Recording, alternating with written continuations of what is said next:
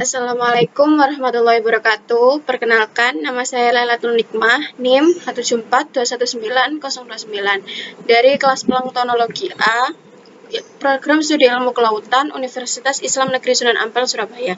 Di sini saya akan mereview salah satu jurnal yang berjudul Komposisi dan Kelimpahan Fitoplankton di Perairan Pantai Kelurahan Tekolabua, Kecamatan Pangkajen, Kabupaten Pangkep, Provinsi Sulawesi Selatan, yang disusun oleh Bapak Erwin Ade Rashid, Magdalena Litai, Muhtadin Asnadi Salam, dan Bapak Muhammad Ruslan Umar, yang berasal dari jurusan Biologi Fakultas MIPA Universitas Hasanuddin Makassar. Tujuan dari penelitian ini yakni untuk menentukan komposisi dan kelimpahan fitoplankton di perairan tersebut. Pendahuluannya, lingkungan dari perairan terdiri dari dua komponen, yakni komponen abiotik dan biotik, yang mana keduanya saling berinteraksi melalui aliran energi dan daun hara. Pantai di Kelurahan Takolabu merupakan tempat bertemunya perairan laut dan tawar, karena terdapat muara sungai yang mana pada sepanjang bantaran sungai tersebut terdapat berbagai kegiatan industri serta maupun tempat penduduk setempat untuk bermukim dan beraktivitas. Yang ketiga, fitoplankton merupakan produsen pertama di semua perairan alami serta terlibat langsung dalam rantai makanan ke produksi ikan, sehingga menyebabkan fitoplankton dapat digunakan sebagai salah satu cara untuk memonitor kualitas suatu perairan dengan melihat komposisi dan kelimpahan fitoplankton pada perairan yang diamati. Kualitas perairan tersebut dapat ditentukan dengan melihat gambaran tentang banyak atau sedikitnya jenis fitoplankton yang hidup di suatu perairan dan jenis fitoplankton yang mendominasi, yang dapat memberikan informasi bahwa ada zat-zat tertentu yang sedang berlebih yang dapat memberikan gambaran keadaan perairan yang sesungguhnya. Berdasarkan hal tersebut, maka dilakukan penelitian mengenai komposisi dan kelimpahan fitoplankton pada perairan tersebut. Lalu, lokasi penelitian. Ada 6 stasiun yang ditetapkan sebagai stasiun pengambilan sampel. Yang pertama, Muara Sungai Balanakang. Yang kedua, antara stasiun 1 dan stasiun 3. Yang ketiga, Muara Sungai Tanganga. Yang keempat, stasiun 4 dan 5. Yang kelima, Muara Sungai Polong. Dan yang keenam adalah Laut Lepas. Alat bahan yang dibutuhkan, yang pertama planktonet, GPS, botol kosong, buku referensi planktonologi, dan yang terakhir alkohol 70%. Metode penelitian yang dilakukan yaitu penentuan lokasi, pengambilan sampel fitoplankton, pengukuran parameter lingkungan, dan pengamatan dan analisis sampel. Yang pertama, ada 6 stasiun pengambilan sampel yang dimana pada setiap stasiun dilakukan 3 kali pengambilan sampel yang ditentukan secara random, dan tiap titik pada stasiun ditentukan menggunakan GPS. Pengambilan sampel yang kedua, pengambilan sampel dilakukan di perairan dangkal dengan mengambil air sebanyak 10 liter dan disaring menggunakan planktonet, lalu dipindahkan ke dalam botol sampel yang diberi alkohol 70%.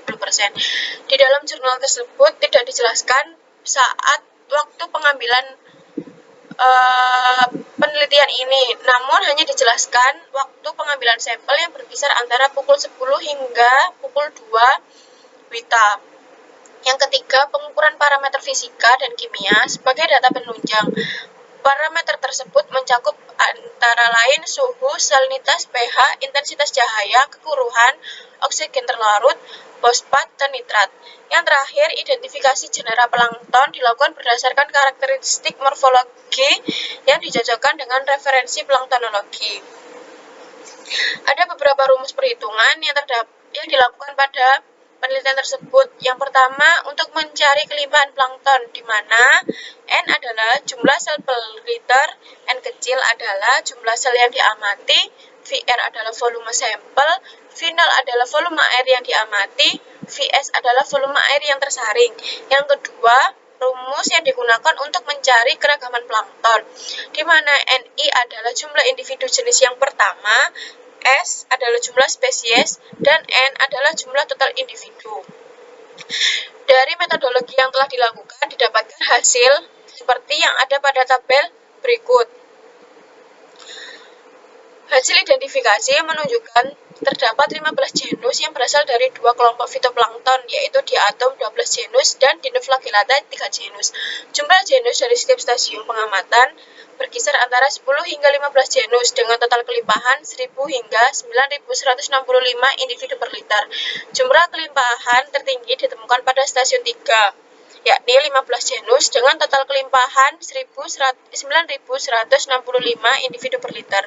Sedangkan jumlah genus terendah terdapat pada stasiun kelima, yakni 10 genus dengan jumlah kelimpahan rata-rata 1000 individu per liter. Rendahnya total kelimpahan pada stasiun yang kelima disebabkan karena lokasi stasiun tersebut terletak di dekat pelabuhan Biringkasi. Tabel yang selanjutnya yakni yang menunjukkan parameter lingkungan.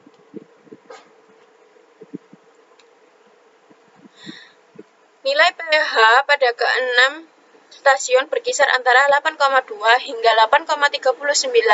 Hal ini menunjukkan bahwa kadar pH di perairan pantai Kelurahan Teko Labu masih berada di kisaran normal.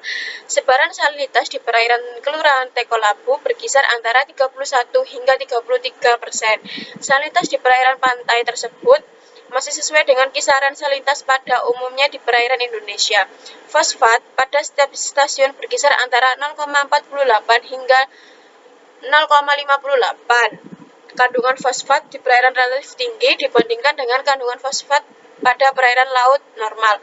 Kadar nitrat pada ke-6 stasiun berkisar antara 0,021 hingga 0,062. Perbandingan nitrat dan fosfat pada tiap stasiun menunjukkan kadar nitrat lebih rendah dari kadar fosfat dengan perbandingan rata-rata 15:1. Selanjutnya yaitu tabel yang menunjukkan parameter lingkungan dan parameter lingkungan kekeruhan dan kecerahan. Pada stasiun 3 memiliki nilai kekeruhan yang sangat tinggi sehingga menyebabkan intensitas cahaya tersebut menjadi rendah. Tingkat kekeruhan di ke-6 stasiun sampling di perairan tersebut menunjukkan angka terkisar antara 1,46 hingga 72 NTU atau Nepolometric Turbidimetry Unit, dan tingkat kecerahan pada setiap stasiun berkisar antara 0,84 hingga 8,2 meter. Yang selanjutnya yakni tabel yang menunjukkan indeks keragaman dan keseragaman. Indeks keragaman fitoplankton berkisaran antara 1286 hingga 1842. Nilai indeks keragaman tertinggi dijumpai pada stasiun 2, yakni dengan angka 1842. Tetapi nilai indeks keseragaman hanya 0,322. Indeks keragaman terendah ditemukan pada stasiun 3 dengan nilai 1286. Hal ini seiring pula dengan rendahnya nilai indeks keseragaman, yakni 0,2. Adanya perbedaan nilai indeks keragaman dan keseragaman yang bervariasi pada perairan disebabkan oleh faktor fisik air.